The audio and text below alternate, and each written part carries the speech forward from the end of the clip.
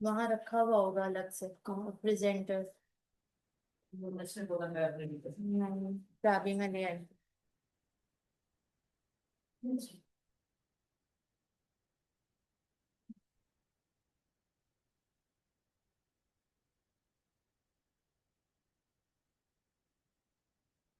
Right, interest rate risk क्या मतलब हमजा?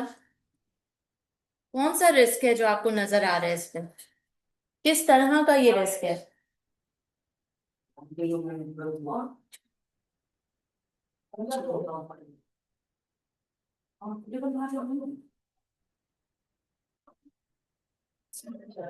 है मेरे पचास ले आई। नहीं है, यहाँ भी नहीं है।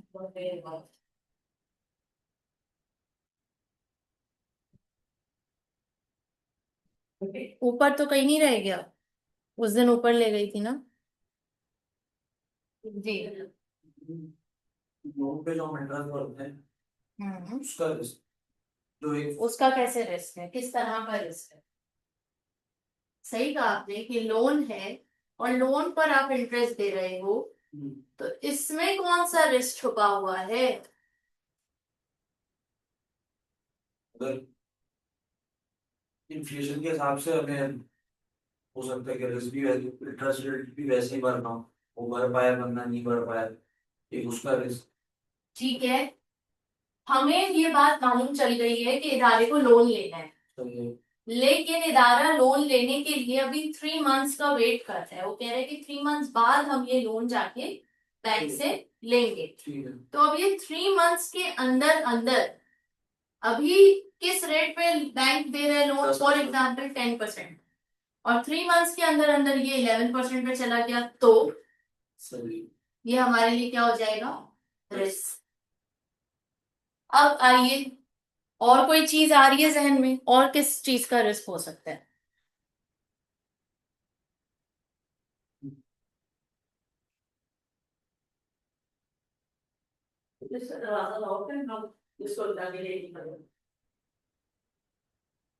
अगर मैं फॉरेन करेंसी में लोन लेते हैं, हम्म। सही है, और पीरियड ऑफ टाइम अगर वो एक्सचेंज रेट में फर्क आता रहता है, हम्म। उसमें भी फिर इंटरेस्ट भी जो बढ़ेगी उसमें भी फर्क आएगा। तो वो तो लेकिन फॉरेन एक्सचेंज रिस्क हो गया।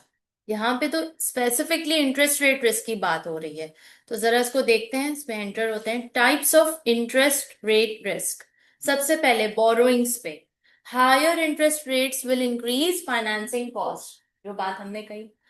फिर दूसरा है investments, lower interest rates will reduce the return on cash investments. क्या कह रहे हैं? अगर हम इन्वेस्ट करने जा रहे हैं, इन्वेस्ट इन द सेंस, देखो आप बैंक से सिर्फ लोन ही नहीं लेते हो, आप बैंक में डिपॉजिट भी करते हो, यस और no? Yes. So this deposit is like your investment. तो हो सकता है डिपॉजिट रेट इस वक्त 10% चल रहा है, लेकिन आपने सोचा कि नहीं मैं 3 माह बाद इन्वेस्ट करूंगा, हो सकता है 3 माह बाद इंटरेस्ट रेट कम हो जाए, 9% आ जाए, तो ये भी एक रिस्क है। तो ये दोनों चीजों पे है, बोरोइंग्स पे भी, इन्वेस्टमेंट पे भी, लोन पे भी, डिपॉजिट पे भी। Even if a company has both borrowings and investments of similar sizes, there may still be a risk. हो सकता है कि सेम कंपनी यानी कि कंपनी ए, उसने कहा कि मुझे 3 महीने बाद लोन लेना है और लोन का इंटरेस्ट रेट ये है, सही है। और मैं सोच रहा हूँ कि मेरे पास कुछ पैसे भी हैं, उसको मैं डिपॉजिट कर दूं, सही है। तो मेरा क्या हो जाएगा? मिटिगेट हो जाएगा। अगर यहाँ कोई रिस्क बन रहा है तो वो यहाँ से नेट ऑफ हो जाएगा, यहाँ कोई रिस्क बन रहा है तो यहाँ से हो जाएगा, तो क्यों ना मैं ऐसा कर लूं। लेकिन कहा यह जा रहा है कि बोरोइंग्स और इन्वेस्टमेंट्स भले सिमिलर साइजेस के हो, फिर भी रिस्क एग्जिस्ट करेगा, इससे नेट ऑफ नहीं होगा। पढ़िएगा, interest is earned at Interest is earned at a fixed rate on investment, but interest is paid at a variable rate on borrowing. So there is a risk if interest rate rises. क्या कह रहे हैं, interest is earn, earn यानी investment पे आप earn करोगे fixed rate पे, however जो आप पे कर रहे हो इंटरेस्ट वो वेरिएबल रेट है, यानी कि ये रेट चेंज हो सकता है, this is variable, whereas this is fixed.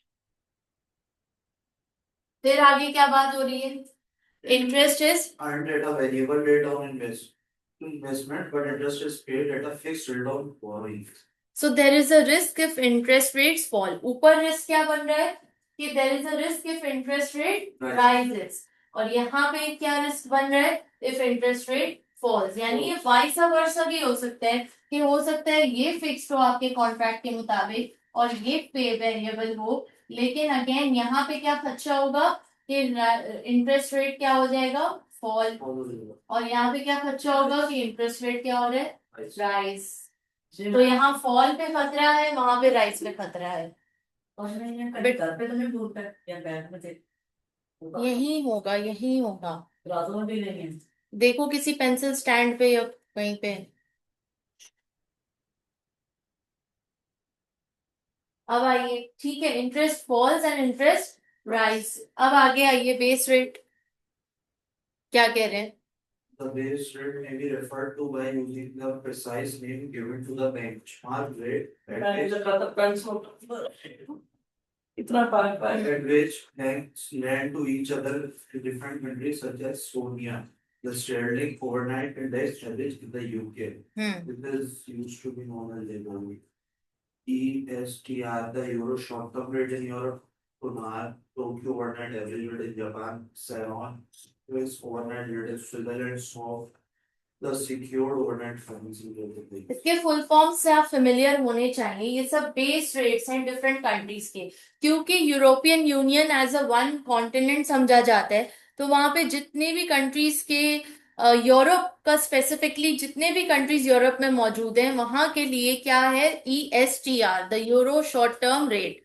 LIBOR किसका है, सिर्फ यूके का है जिसको सोनिया भी कहा जा रहा है, और उसके बाद जो है अल्लाह भला करे जापान का TONAR है, स्विट्जरलैंड का सेरॉन है, और यूएस का SOFR है। तो ये सब क्या है, ये बेस रेट है, या जिसको आप कह लें कि स्टॉक मार्केट्स या स्टॉक एक्सचेंज के नाम है हर कंट्रीज के, हर डिफरेंट डिफरेंट कॉन्टिनेंट्स के।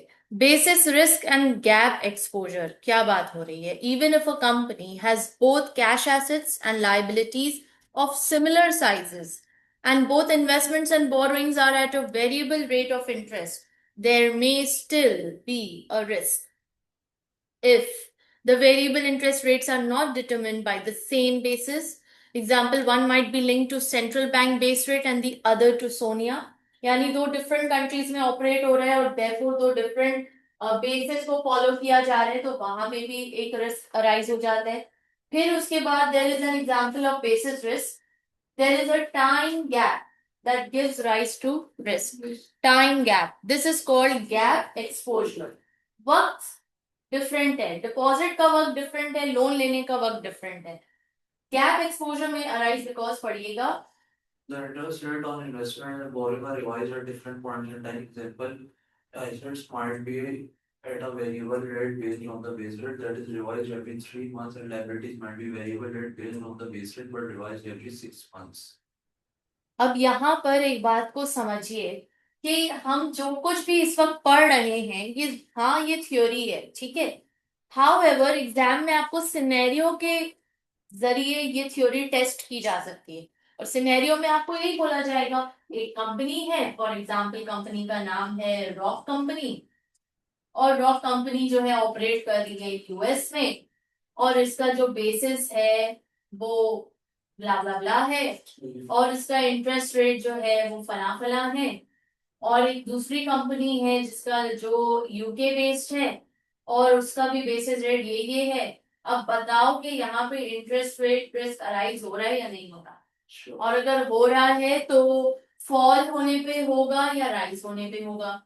तो अभी अगर आपने थ्योरी ढंग से पढ़ी होगी तो आपको आसानी हो जाएगी कि भाई बेसिस रेट अगर सेम नहीं है तो रिस्क होगा ही होगा।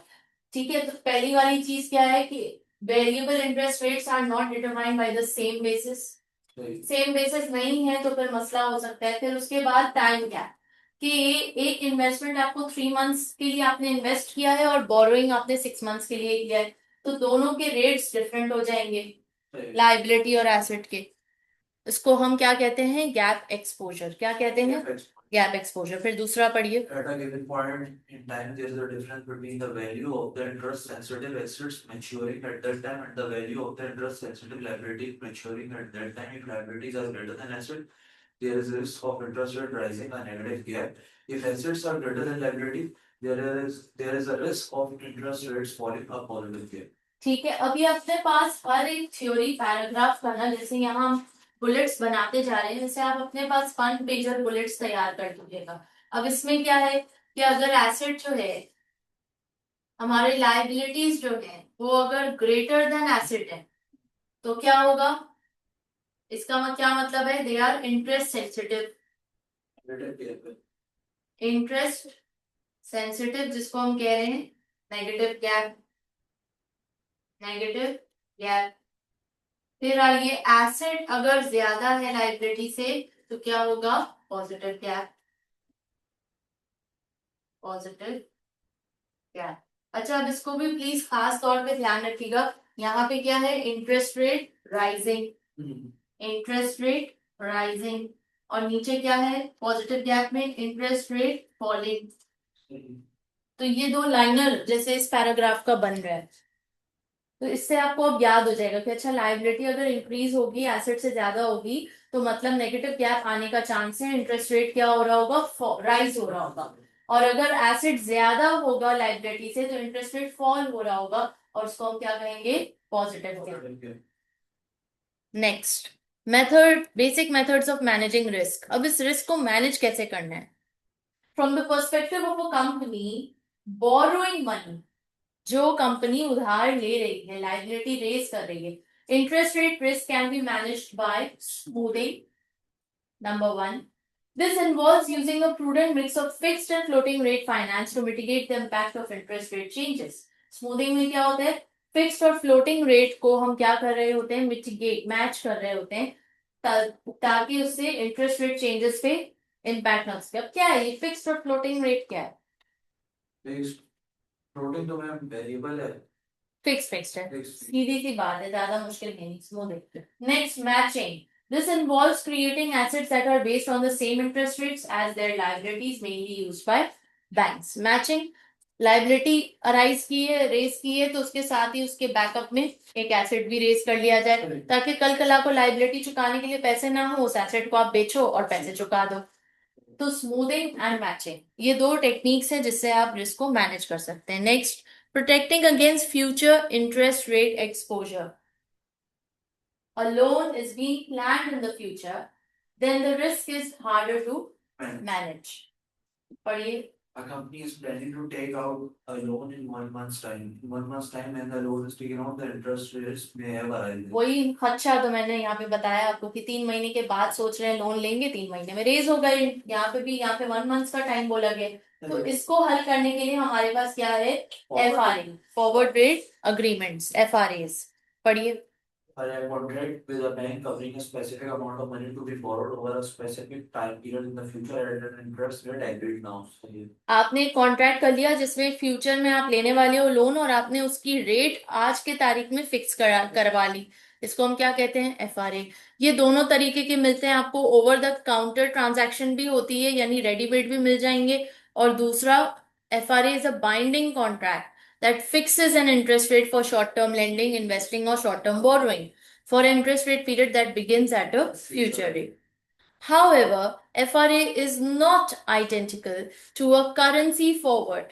हमने पिछले चैप्टर में करेंसी फॉरवर्ड पढ़ा था ना, ये दोनों सेम चीज नहीं है, because it is not an agreement that is directly linked to a transaction, lend or borrow. Instead, it's a derivative agreement that fixes an interest rate on a notional amount of money. यानी ये कह रहे हैं कि इस agreement से इस बात पे आप पाबंद नहीं किए जाते कि आपने 3 महीने बाद आके हमसे लोन लेना ही लेना है लाजमी। इससे सिर्फ इंटरेस्ट रेट फिक्स हो रहा है, अगर 3 महीने बाद आपको जरूरत पड़ेगी तो आप लोन लेने आओगे और वही इंटरेस्ट रेट पे पाओगे, और अगर आपको जरूरत नहीं है तो आप नहीं लेने आओगे लोन, आप लायबल नहीं। सही है। Next. Company can enter OMFI is a bank that will fix with the rate of interest for short-term borrowing for certain time in the future. If the actual interest rate at the rate proves to be higher than the rate of the FRA, the bank supplying the FRA pays the amount difference. क्या बात हो रही है? Actual interest rate at that date proves to be higher that the rate of FRA. अब आपकी company ने FRA में enter हो गया। एफआरए में आपका बैंक रेट चल रहा था फॉर एग्जांपल 8%। आपने एफआरए में अपना इंटरेस्ट रेट लॉक करवा दिया 8.5%। लॉक कर दिया, लेकिन ये लोन आप कब लोगे? 3 मंथ्स के बाद।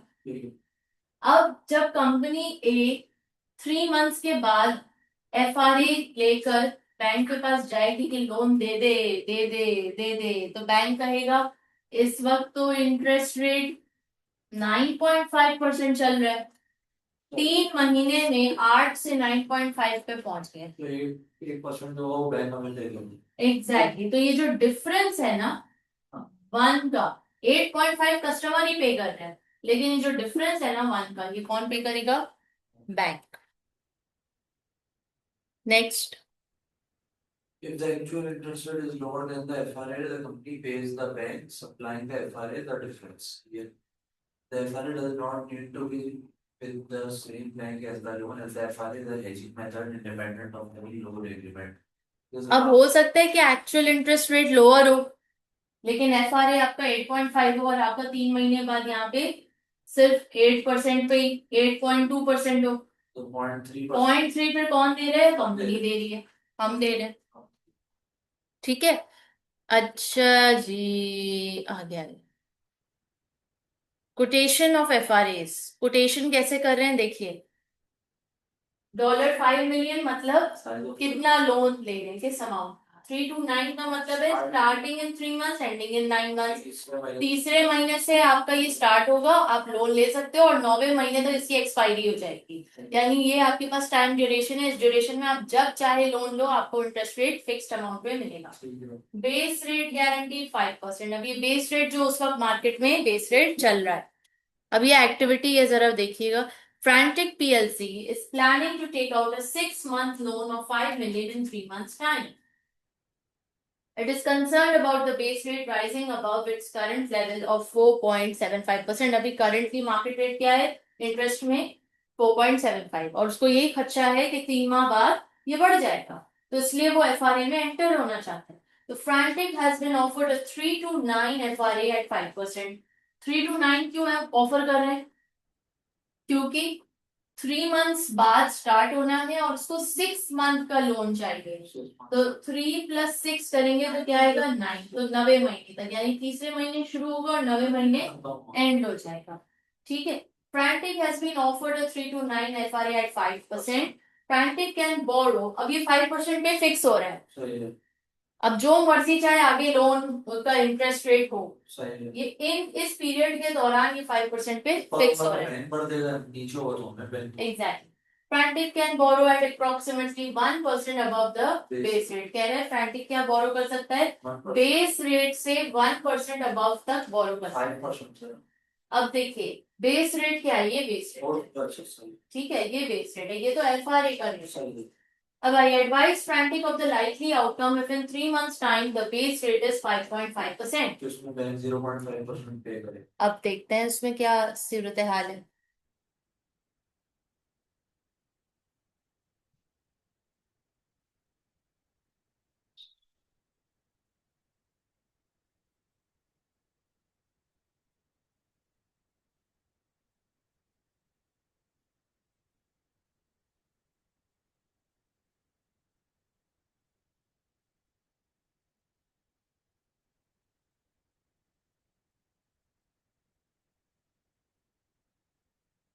Bank pays compensation 0.5 to Frantic।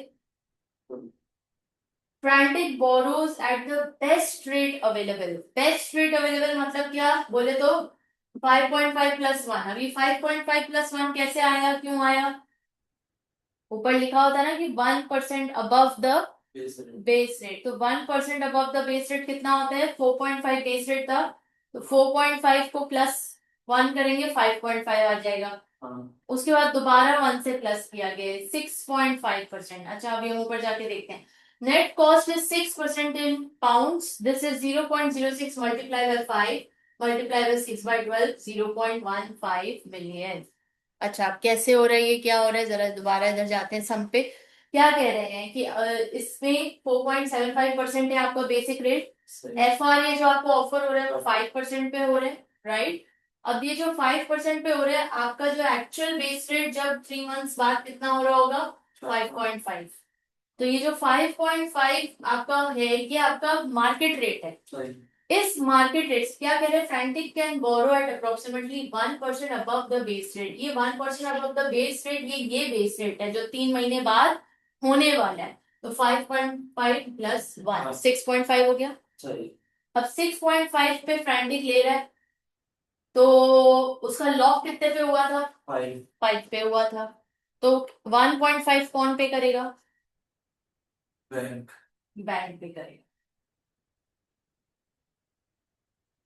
देखिए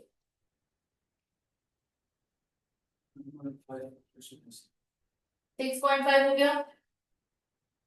6.5 में से नेट कॉस्ट आपको निकालनी है। नेट कॉस्ट कैसे निकालेंगे आप? 6% इन 6% आ रहा है पाउंड में, ये 6% कैसे आ रहा है? 5 मिलियन को आप 6.12 से मल्टीप्लाई करेंगे, मल्टीप्लाई 0.06 से करेंगे। अब ये 0.06 कैसे आ रहे हैं भाई? देखो थोड़ा सा इसको समझो। फ्रैंटिक जो है, फ्रैंटिक, इसको हम यहाँ लिखते हैं।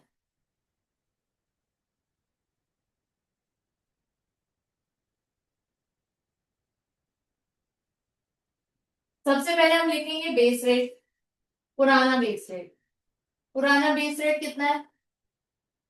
4.75%। सही. ऐसा ही है। एफ आर ए कह रहे हैं, एफ आर ए कितना है? 5% पे फिक्स कर रहे हैं, ठीक है. ठीक है। फिर नीचे एक जुमला लिखा हुआ था सवाल में, और वो जुमला क्या था?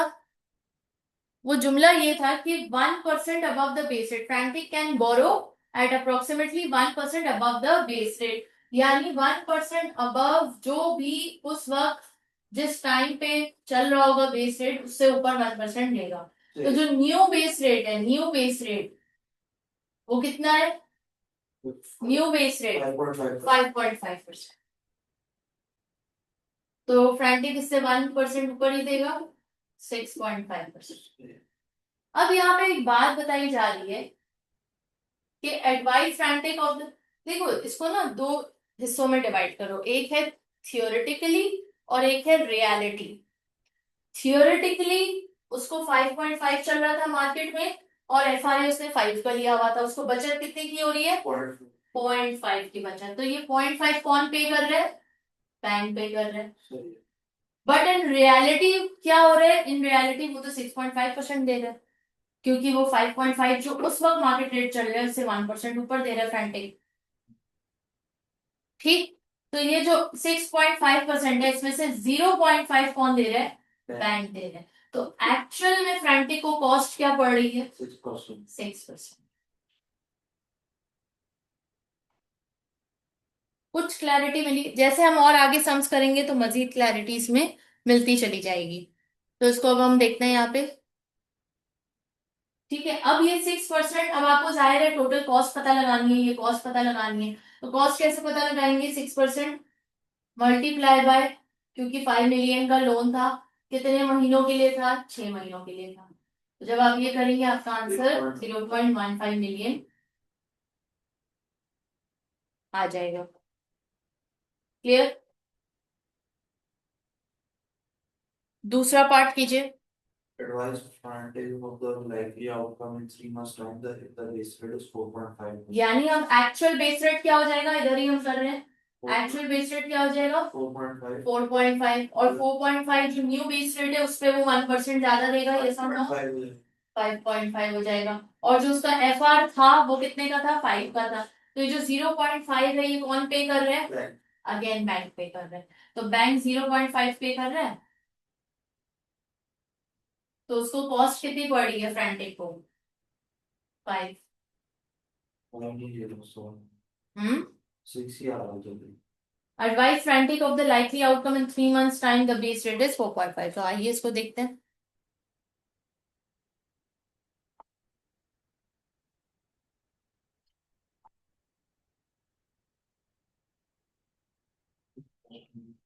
frantic pays bank compensation of 0.5%। Frantic is that अब इसमें ऐड करना है इसमें। अब इसको लॉजिक समझिएगा, मैंने ये लिखा है, अभी रुकिए आप, hold on. Frantic pays bank compensation of 0.5%. Frantic borrows at the best rate available 4.5 plus 1। ये हमने क्लियर यहाँ पे कर दिया। अब ये 5.5 पे ये दे रहा है, लेकिन इसका एफआरए कहाँ पे लॉक हो रहा है? 5 पे लॉक हो रहा है।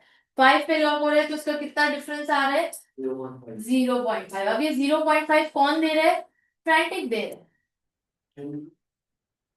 पर्सपेक्टिव चेंज हो गया ना, पर्सपेक्टिव चेंज हो गया, इसलिए फ्रैंटिक दे रहा है क्योंकि उन्होंने लॉक कराया था 5 पे, लॉक करवाया था 5 पे। अभी देखिए, ओके, एक चीज और हमसे मिस हो गई है।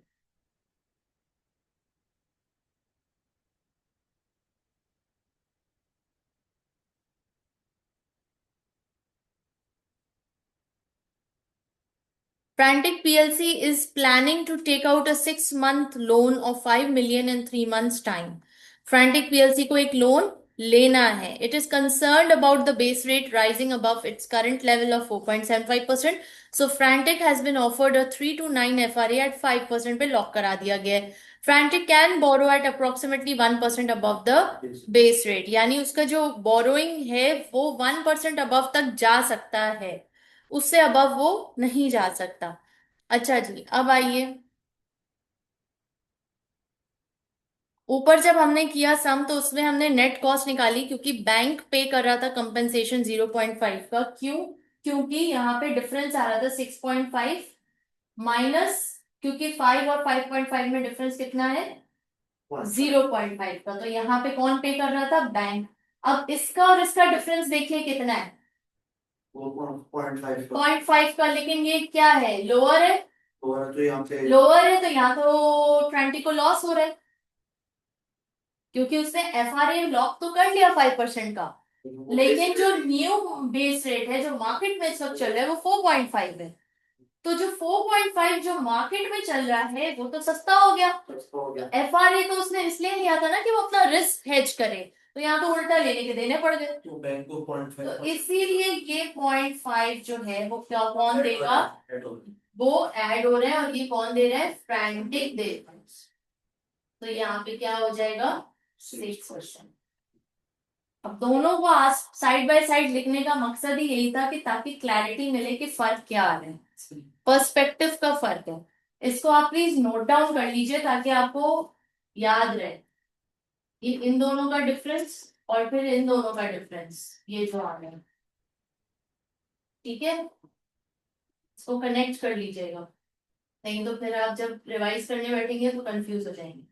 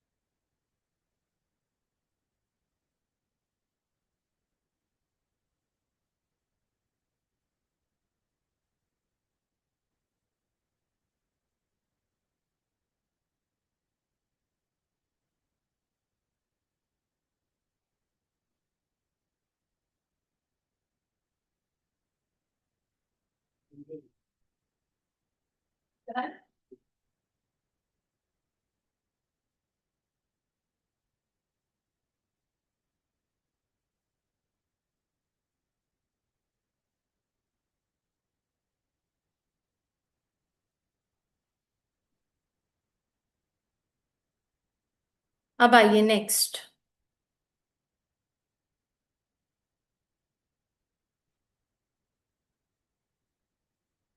Advantages of FRS.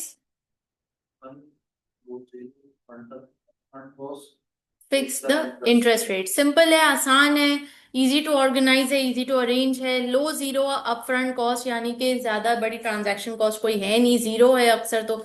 और इंटरेस्ट रेट क्या हो जाता है, फिक्स भी हो जाता है। डिसएडवांटेजेस क्या है, डेट फिक्स हो जाती है, पीरियड आपका फिक्स हो जाता है, उससे ज्यादा उससे आगे ना उससे पीछे। अनअट्रैक्टिव रेट में हो सकता है फिक्स हो जाए। नेक्स्ट, काउंटर पार्टी रिस्क, यानी कि हो सकता है दोनों चीजों में, क्योंकि कुछ लगा हुआ नहीं है स्टेक पे ना। अब आइए, difficult to obtain for periods over 1 year, 1 साल से लंबा एफआरए आपको नहीं मिलता, ये भी एक डिसएडवांटेज है, ड्रॉबैक है। अब ये सवाल है, ये जरा खुद से ट्राई कीजिएगा, खुद से ट्राई करें, देखें कितना आ रहा है कितना नहीं आ रहा। Whether the following statements are true and false. Basically, true and false बताना है. Today is 1st January 2006. Deverosity Limited will borrow $6 million on 31st March 2006 and will repay this debt on 31st December 2006. The base rate is currently at 1% and Deverosity Limited can borrow short-term debt at 8% above the base rate. A forward rate agreement is available for Deverosity Limited at 1.25%. On 31st March 2006, the base rate is 0.75%. अब बताइए कि appropriate type of FRA in this case would be 3 to 9 FRA. फिर क्या होगा if not 3 to 9? 3 to 12 हो गई। All right, 3 to 12. अब यहाँ सेकंड वाला बताइए, the FRA rate would be 9.2%, 9.25%. FRA rate पूछता हूँ। FRA rate would be 9.25. 1 plus 9.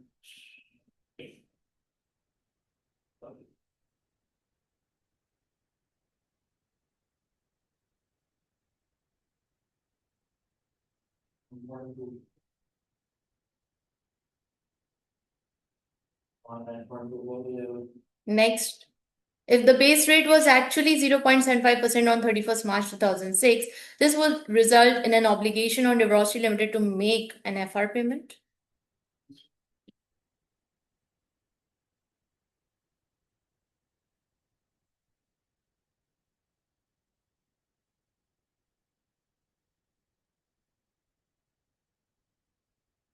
If the base rate was actually 0.75% on 31st March 2006, this would result in an FRA payment or receipt of 22,500.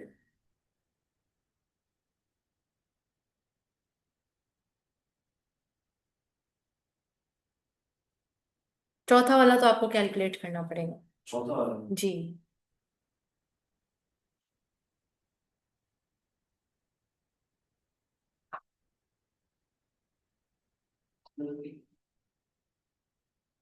पहला वाला देखिए, FRA 3 to 9, आपने कहा 3 to 12। Let's see, देखते हैं कितने सही हैं। 3 to 12, ठीक है। सेकंड है, FRA रेट इज 1.25। FRA में आपको सोचना ही नहीं चाहिए, जो क्वेश्चन में गिवन है वही आपको मेंशन करना है, ठीक है। क्वेश्चन में 1.25 गिवन है तो वो गिवन है। अच्छा, 3 का है true, the base rate has fallen so the company must pay extra as they have entered an FRA at a higher rate. ये ट्रू कैसे हुआ, जैसे हम यहाँ पे देख रहे थे ना कि फ्रंटिक को पे करना पड़ रहा है, ये वही चीज यहाँ पे बोल रहे हैं कि if the base rate was actually 0.75%, यानी बेस रेट अगर यहाँ पर 0.75% है, तो 31st March 2006, this would result in an obligation of Divorcity Limited to make an FRA.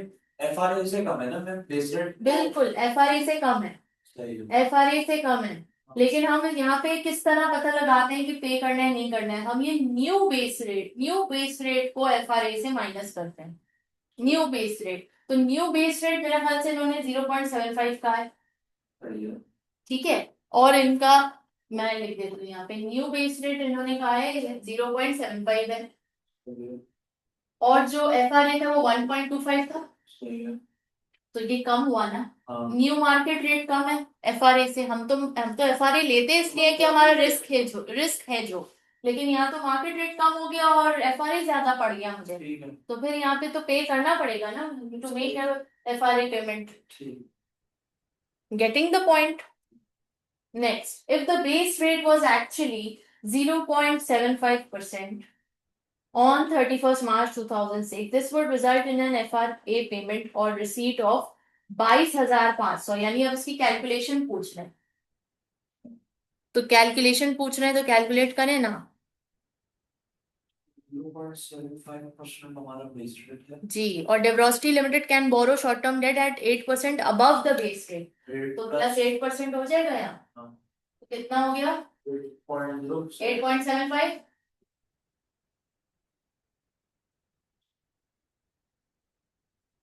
8.75, और इन दोनों का डिफरेंस क्या है 1.25 माइनस 0.75, 0.5।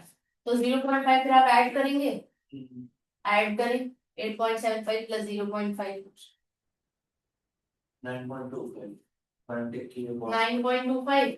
अब यहाँ पे इसका वैल्यू निकालनी है, तो 9.25% मल्टीप्लाई बाय कितने का लोन था 6 मिलियन, कितने महीनों के लिए था 3 to 12 आपने कहा था ना इसका FRA, तो 9/12। जरा कीजिए, निकालिए कैलकुलेशन।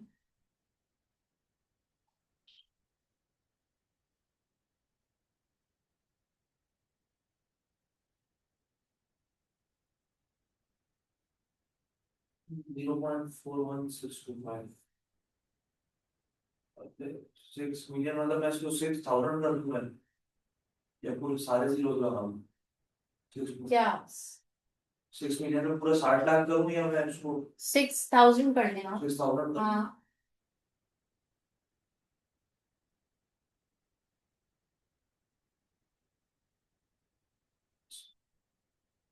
4165 22,500 तो नहीं आ रहा। FRA पेमेंट पूछ रहे हैं 0.75 अगर बेस रेट होती this would result in an FRA payment और रिसीव्ड। हाँ या तो मिलेगी यार तो यहाँ पे आप फिर पेमेंट 0.5 का ही निकालोगी ना, पूरा 9.25 का तो नहीं निकालोगी। क्या कहते हो, करो 0.25 0.5।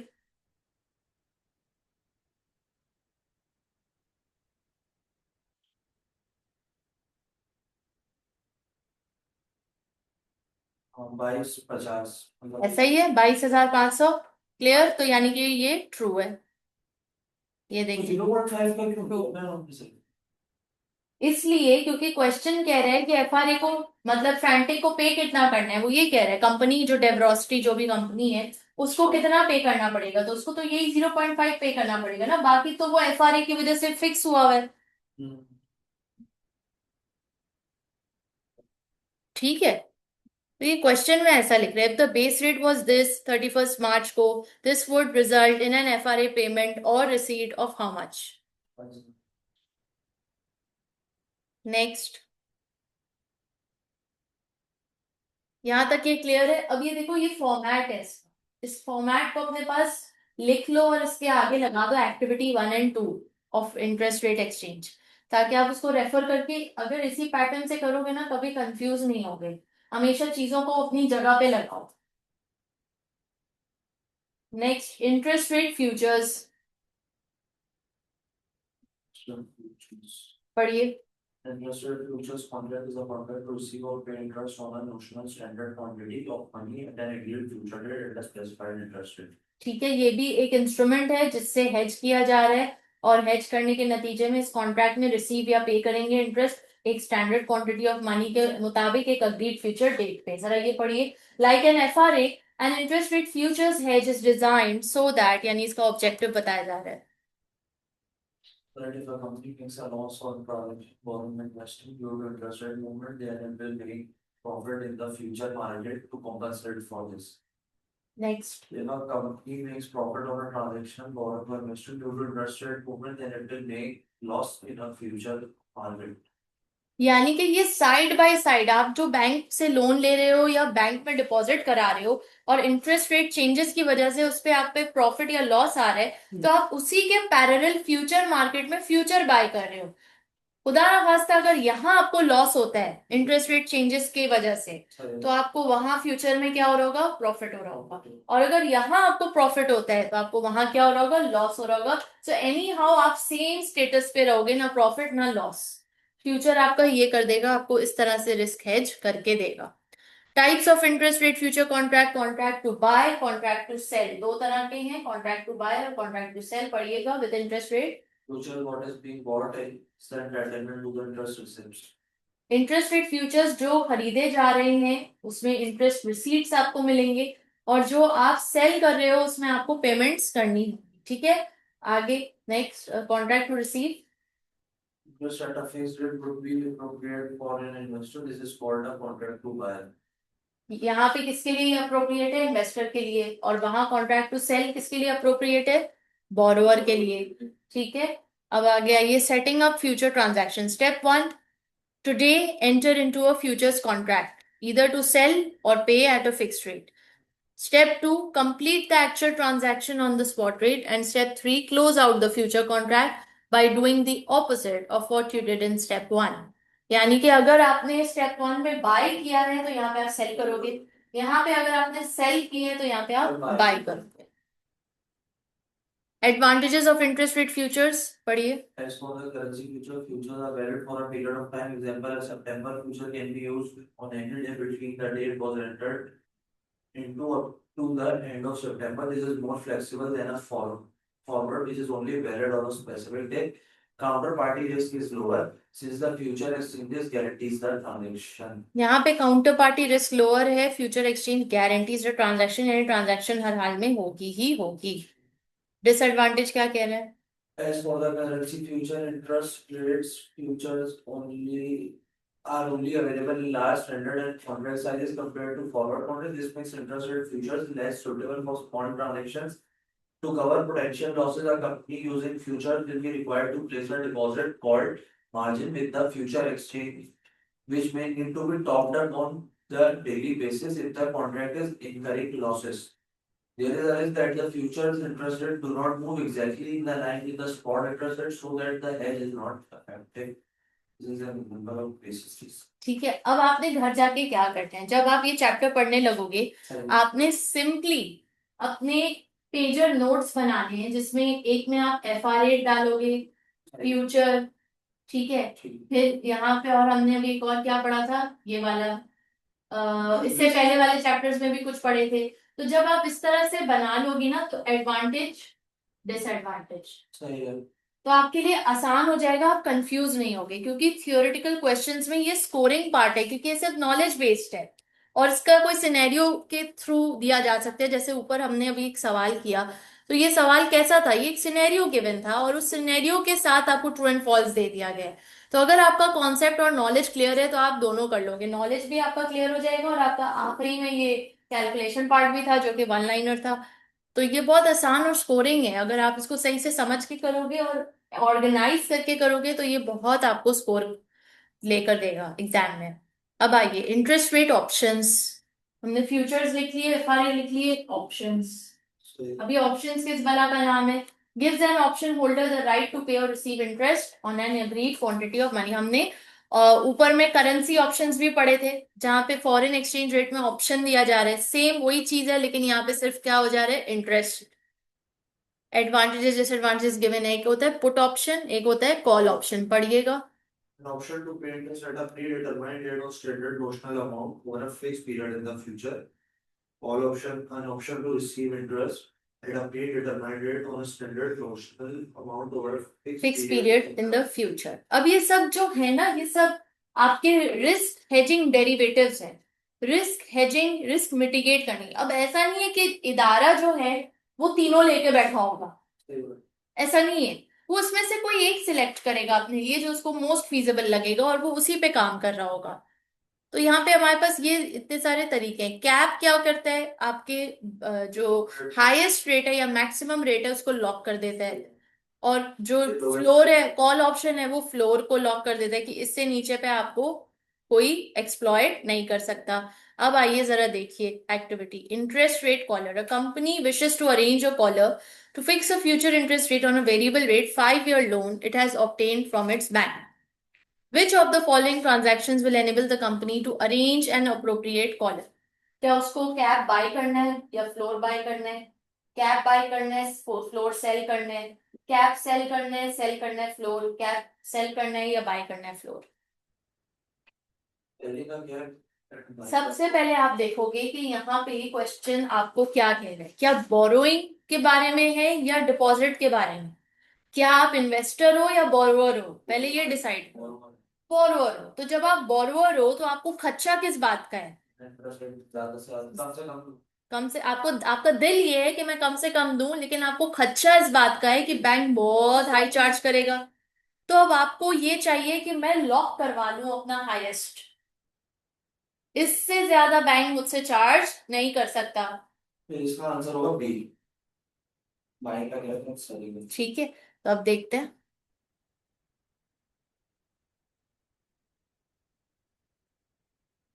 Buying a cap and selling a floor. Concept clear हुआ? तो देखो कितने जल्दी से आपने आंसर दे दिया। आगे बढ़ते हैं। इंटरेस्ट रेट स्वैप्स पढ़िए। An agreement made by the parties to the agreement exchange interest rate commitments.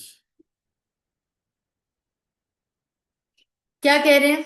Agreement made by the parties to the agreement exchange interest rate. Exchange, swap कर लेते हैं। आपने एक कॉलर लिया हुआ है, मैंने एक कॉलर लिया हुआ है, हम दोनों ने आपस में स्वैप कर ली। तो स्वैप कर लिया तो ये हमारा क्या बन गया? Interest rate swaps. Why bother to swap? Why do the companies bother swapping interest payments with each other? Why don't they just terminate their original loan and take out a new one? So the answer is that transaction cost may be too high. जब आप loan cancel करने जाते हो या आप अपने contract से पीछे हटते हो तो जाहिर है आप पे पेनल्टी लगती है, क्योंकि कॉन्ट्रैक्ट ब्रीच हो रहा होता है। तो पेनल्टी से अच्छा है, मुझे वो कॉन्ट्रैक्ट अच्छा नहीं लग रहा, आपको अपना कॉन्ट्रैक्ट अच्छा नहीं लग रहा, हम दोनों आपस में म्यूचुअल अंडरस्टैंडिंग से स्वैप कर लें। आपको मेरा अट्रैक्टिव लग रहा है, मुझे आपका अट्रैक्टिव लग रहा है, तो ये एक ऑप्शन मौजूद है। अब आइए yield curve. The term structure of interest rates refers to how the yield on bonds of a certain type, example government bonds, varies according to the term of the borrowing. अब यहाँ पे जो बात हो रही है ना, वो बात हो रही है बॉन्ड्स के ऊपर। बॉन्ड्स क्या है? बॉन्ड्स या फिर डिबेंचर्स, ये क्या है? ये आपके शेयर्स की तरह है, फर्क बस इतना है कि ये आपकी कंपनी को लोन दे रहे हैं और शेयर्स आपको इक्विटी दे रहे हैं। तो ये जो लोन दे रही है कंपनी, ये ये हर बॉन्ड डिफरेंट है, हर बॉन्ड के अलग टर्म्स एंड कंडीशंस हैं। तो यील्ड बेसिकली बता रहे हैं कि आपको जैसे टर्म्स एंड कंडीशंस डिफरेंट होंगे ना, आपके ये बॉन्ड्स के यील्ड्स भी डिफरेंट आएंगे, यानी इसका रिटर्न भी डिफरेंट आएगा। तो वो इंटरेस्ट के ऊपर मैटर करता है, वो क्या टर्म, किस टर्म्स पे आपने इंटरेस्ट रेट को तय किया है। जरा पढ़िएगा explanation. There are a number of expressions of the yield curve. These are not competing expressions at any one time, or maybe influencing the shape of the yield curve. Expectation theory, liquidity preference theory, market segmentation theory. यहाँ पे ये सब theories हैं जिसकी बुनियाद पे yield curve जो है चेंज हो रहा होगा या अफेक्ट हो रहा होगा। तो एक्सपेक्टेशन थ्योरी क्या कहती है? दैट द कर्व में reflect expectations that interest rate will rise in the future, so the government has to offer high returns on long term debt. फिर लिक्विडिटी प्रेफरेंस थ्योरी क्या कह रही है? The curve reflects the compensation that investors require high returns for sacrificing liquidity on long dated bonds. कि जब आप long term investment कर रहे हो तो आपको जाहिर है हायर रेट्स चाहिए। क्यों हायर रेट्स चाहिए? क्योंकि जो भी शख्स अपने पैसे लॉन्ग टर्म के लिए आपके पास रखवा रहा है, ब्लॉक करवा रहा है, तो उसका तो लिक्विडिटी का मसला अराइज हो जाएगा ना, कि उसके पास तो कैश अब नहीं होगा, वो ब्लॉक हो जाएगा उसका cash.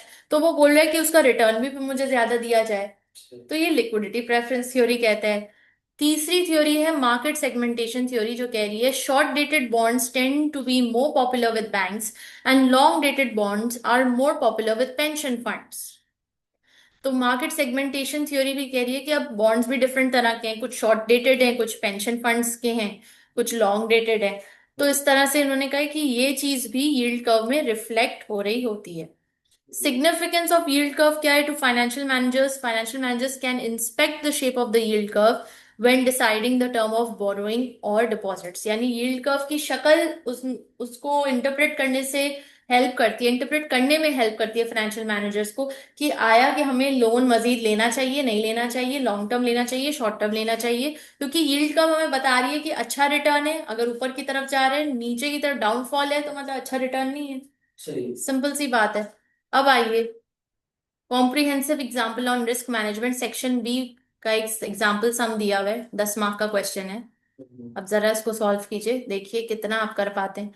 Robin company expects to receive 8 lakh euros from a credit customer in European Union in 6 months time. The spot exchange rate is this per $1, and the 6 month forward rate is 2.476 per $1. The following commercial interest rates are available to Robin Company: deposit rate, borrow rate, euros, dollars. Robin Company does not have any surplus cash to use in hedging the future euro receipt. पहला सवाल, what could Robin do to reduce the risk of the euro value dropping relative to the dollar before the euro 8 lakh is received? क्या करे robin अपना risk को reduce करने के लिए, क्योंकि यूरो की वैल्यू गिरेगी, तो जो यूरो उसको मिलने वाले हैं 8 लाख, कब मिलने वाले हैं? 6 महीने के बाद जो मिलने वाले हैं क्रेडिट कस्टमर से, उसकी वैल्यू तो फिर कम हो जाएगी। तो हम इस वक्त क्या करें? Deposit 8 lakh euro immediately as part of a money market hedge, enter into a forward contract to sell 8 lakh euros in 6 months, और enter into an interest rate swap for 6 months। आपको क्या लग रहा है? इंटरेस्ट रेट स्वॉप पे घुसे हैं? Swap पे क्यों घुसे? दो कंपनीज तो हैं भी नहीं, स्वॉप किससे करेंगे? इह, हमजा सही से बताओ, ध्यान दो। 1 और 2 है। देखते हैं। 2 only। Two only. Forward contract करेंगे बेटा। मनी मार्केट हेज, अभी तो चैप्टर ही मनी मार्केट हेज का नहीं है, वो तो कल फॉरेन एक्सचेंज रिस्क में, करेंसी में। तो जब भी इंटरेस्ट आए ना, तो you have to be careful. Interest की बात हो रही है, करेंसी की बात हो रही है, करेंसी की बात होती तो हम जरूर मनी मार्केट हेज पे जाते। इंटरेस्ट रेट की बात हो रही है तो हमारे पास ऑप्शन भी यही है, FR8 फ्यूचर ऑप्शन स्वैप। सही। Next, what is the dollar value of a forward market hedge? Dollar value कैसे निकालोगे? यानी कि इसका ऐसे टोटल निकालना है। 8 लाख पाउंड्स। यूरोज है। यूरोज है, सॉरी। और एक्सचेंज रेट ठीक है। और फॉरवर्ड रेट है 2.476। तो सिंपली 8 लाख को डिवाइड करो 2.476 से, तो फॉरवर्ड अमाउंट निकल आएगी, देखो।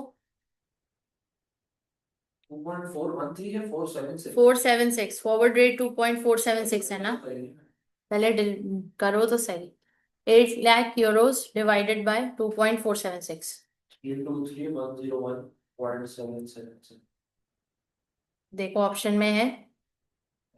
हाँ मिल गया है, तो राउंड ऑफ हो गया, यही है कुछ। ठीक है, देखते हैं। सही है। करेक्ट, ठीक है। नेक्स्ट बताइए। उसको तो फिर मैं कन्वर्ट भी नहीं है डॉलर्स में। सवाल पढ़ो ना बेटा, सवाल इतना आसान स्ट्रेट फॉरवर्ड सा सवाल है कि डॉलर वैल्यू बताओ फॉरवर्ड मार्केट हेज के मुताबिक। तो फॉरवर्ड रेट ऑलरेडी गिवन है 2.476। तो 8 लाख यूरो हमें रिसीव होने हैं 6 महीने के बाद, जिसका रेट बताया हुआ 2.476 उस वक्त चल रहा होगा यूरो पर डॉलर। बस डिवाइड करेंगे, डॉलर वैल्यू निकल आएगी। अब आइए तीसरा, which of the following statements about forward rate agreements FRAs are true? They fix the borrowing rate on a sum of money for an agreed period. They are arranged with a bank as an over the counter transaction. They allow companies to benefit from favorable interest rate movements, they can be used to hedge against foreign exchange risk. देख लिया था ना answer तुमने। 1 2 क्यों लग रहा है? दे fix the borrowing rate, FRA fix करता है अग्रीड पीरियड के लिए, और दूसरा ओवर द काउंटर भी हमने पढ़ा हुआ है कि ये ओवर द काउंटर भी होता है। 1 and 2 ओनली, ठीक है। अच्छा next, which of the following statements about interest rate theories are true? Inflation theory provides the reason why the interest rate curve, the yield curve is normally upward sloping. Markets interest rate reflect the expectation of future changes. Interest rate markets conditions is strict with the interest rate. मुझे false लगी है। ये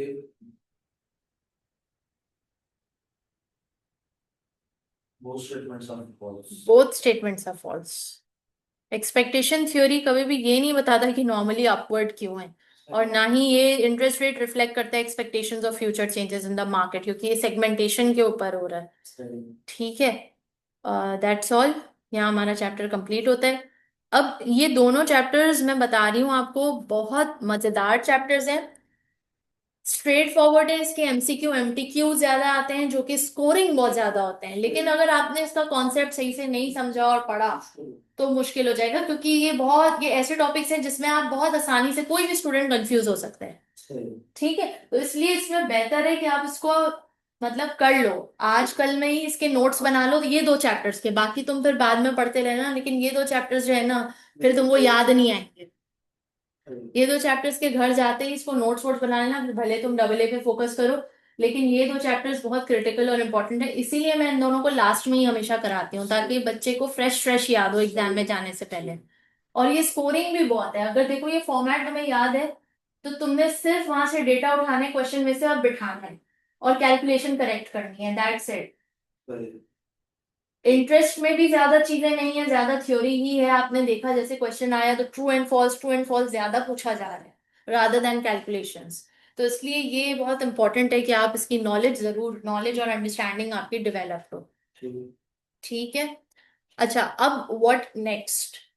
FM की तैयारी के लिए मैं तो, मेरे जहन में ये था कि मैं एवरी 3 4 डेज में आपको बुलाऊंगी, और यहाँ पे हम कोई ना कोई पास पेपर, कोई ना कोई टॉपिक का पास पेपर लेकर बैठेंगे। लेकिन मुझे नहीं पता अब आपका क्या प्लान है, आप कह रहे हो कि मुझे AA पे फोकस करना है, तो आप इसके लिए विलिंग हो या नहीं हो वो आप बता दो, नहीं तो हम इसको कर लेते हैं। इसके लिए वो ये मैं अगले टाइम की हम्म। पास में, अब आप अपने हिसाब से देख लियो, जैसा आपको पॉसिबल लगे आप मुझे बुला ठीक है, लीजिए, जब भी तुम, और आप टॉपिक बता रही हो मैं पढ़ के आ जाऊंगा। तो मैं वही पूछ रही हूँ ना कि ये आप अभी करना चाह रहे हो या आप मार्च अटेम्प्ट से या पहले करना चाह रहे हो, दिसंबर से फारिग होने के बाद? तो दिसंबर से फारिग होने के बाद फिर ये है कि आप आ जाना हमारे पास, या हमें एक मैसेज डाल देना कि मैम मैं आना चाह रहा हूँ, अब मुझे आप बता दें अपना स्केड्यूल। नहीं है, इवन अगर आप अभी सितंबर में बुलाना चाहती हैं मुझे कोई प्रॉब्लम नहीं है, मैं आ जाऊंगा क्लास लेने, तो मुझे इशू नहीं है, या अगर बाद में करना तो बाद में ले मुझे issue आपके ऊपर है ना, आप कब रेडी हो तैयारी के लिए, क्योंकि फायदा नहीं, आप प्रिपेयर होके आओगे नहीं, आप AA पे फोकस कर रहे हो और मैं क्लास में पास नहीं। मैं पेपर आपसे करवाऊँ, कह रहा हूँ कि तो मैं वो चीज। आपको ज्यादा टॉपिक बता दी नहीं, मैं एक आध दिन या 2 3 दिन पहले मैं उसकी प्रिपरेशन करके ही आऊंगा। ठीक है, तो फिर अगर आप इन दोनों टॉपिक्स की प्रिपरेशन कर लें, इन दोनों की हाँ, सही। इन दोनों की अच्छे से कर लें, और इसके लिए फिर मैं आपको नेक्स्ट वीक में कोई डे दे देती हूँ। ठीक है, आप मुझे बता दिए मैसेज ठीक है, करिएगा। तो फिर आप नेक्स्ट वीक के किसी दो डे में बता दूंगी आपको, आप उस दिन आना, तो उस दिन हम सिर्फ इन 2 टॉपिक्स के पास पेपर्स देख रहे होंगे। पास पेपर में कोई भी 2 क्वेश्चंस हम कर रहे होंगे और उसको हम यहाँ पे ट्राई करके फिर डिस्कस कर रहे हैं। ये तो है जो आपके पास है, ये हम्म। मुझे लाइब्रेरी में जब मिल जाएगी। चेक कर लो, शायद मिल जाए, क्योंकि हमारे पास होती तो बहुत सारी बुक्स हैं, हो सकता है होनी तो चाहिए, देख लो। ठीक है।